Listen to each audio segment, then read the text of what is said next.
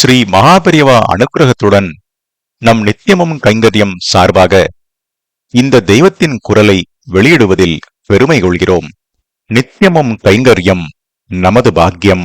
ஜெய ஜெய சங்கர ஹரஹர சங்கர காஞ்சி சங்கர காமகோடி சங்கர. குடும்பத்தில் ஏதாவது பிரச்சனைகள் எழுமானால் குடும்பத் தலைவன் முயன்று அந்த குடும்பத்தில் நிம்மதி நிலவச் செய்வதை பார்க்கிறோம். நாட்டில் அரசியல் பிரச்சனைகளோ கொந்தளிப்போ எழுமானால் நாட்டு தலைவர்களும் அரசாங்கமும் தலையிட்டு அதனை அடக்குவதை காண்கிறோம். யுக தர்மம் சீர்குலைந்து உலகத்துக்கே உபாதை ஏற்படின் யார் தீர்த்து வைக்க முடியும்? தெய்வத்தினால் மட்டுமே அது இயலும். தெய்வம்தான் மனித வடிவமெடுத்து நாயன்மாராகி உலக துன்பங்களை தீர்க்க முடியும். இன்று அவதார புருஷராக நாயன்மாராக உலக குருவாக ஒளிரும் ஸ்ரீ காஞ்சி பெரியவர்கள்தாம் குடும்பத்துக்கும் நாட்டுக்கும் உலகுக்கும் ஏற்படும் சந்தேகங்களுக்கு சங்கடங்களுக்கு மார்க்கம் சொல்ல வல்லவர்களாக, துன்பத்தை போக்க வல்லவர்களாக திகழ்கின்றார்கள். ஸ்ரீ பெரியவாளின் உபன்யாசங்கள் பல ஏற்கனவே நூல்களாக வந்திருக்கின்றன. அவற்றுக்கும் தெய்வத்தின் குரலுக்கும் உள்ள மிகப்பெரிய வித்தியாசம், இதுவரை தனித்தனியாக ஓரொரு சந்தர்ப்பத்தில் அவர்கள் ஆற்றிய உரைகள் தனி கட்டுரைகளாகவே வெளிவந்துள்ளன.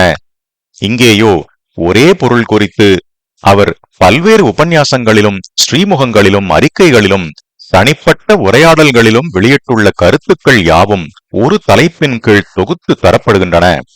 ஏற்கனவே வெளியான நூல்கள், பத்திரிகை குறிப்புகள், கட்டுரைகள், டேப்புகள், அயல்நாட்டினர் பலருக்கு அளித்த பேட்டிகள் ஆகியவற்றில் இருந்தும், அதோடு மேடை பிரசங்கமாக அல்லாமல் ஒரு சில அடியார்களிடை அவர் ஆற்றிய மகா பிரசங்கங்கள், தனிப்பட்டவர்களுக்கு தந்த சந்தேக விளக்கங்கள், சம்பாஷணைகள் ஆகியவற்றில் இருந்தும் செய்யப்பட்ட தொகுப்பே இது.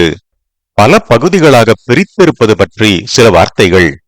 பகுதி பகுதியாக சமயம், சமூகம், ஆன்மீகம், லௌகிகம், கர்மம், பக்தி, ஞானம் என்று அடியோடு பிரிந்திராமல் எல்லாம் ஒருங்கிணைந்த வாழ்வு, இன்டகிரேட்டட் லைஃப், அதுதான் வேத தர்மம் காட்டுகிற வழி. பரம லௌகிகமும் கூட பரமாத்ம தத்துவத்துக்கு அழைத்து போக உதவுமாறு வகை தொகை செய்யப்பட்டிருப்பதே நம் மதத்தின் சிறப்பு. எனவே இந்த முழு வாழ்வையே நமக்கு லட்சியமாக விளக்கும் நம் பெரியவாளின் அருள் வாக்கிலும் அத்வைதத்தில் இருந்து அணுவிஞ்ஞானம் வரை, அம்பிகையில் இருந்து அகற்று விஷயம் வரை எல்லாமும் கலந்துதான் வரும். ஆகவே இங்கு பல பகுதிகளாக செய்திருக்கிற பாகுபாடு விசாலமான பங்கீடுதான், பிராட் டிவிஷன். எல்லா விளக்கும் விளக்கல்ல, சான்றோர்க்கு பொய்யா விளக்கே விளக்கு என்ற தமிழ் மறைப்படி இந்த எளிய சான்றோரின் திருவாய் வழியே சத்திய தீபமே சுடர்விடுகிறது. அதாவது தெய்வத்தின் குரலையே கேட்கிறோம்.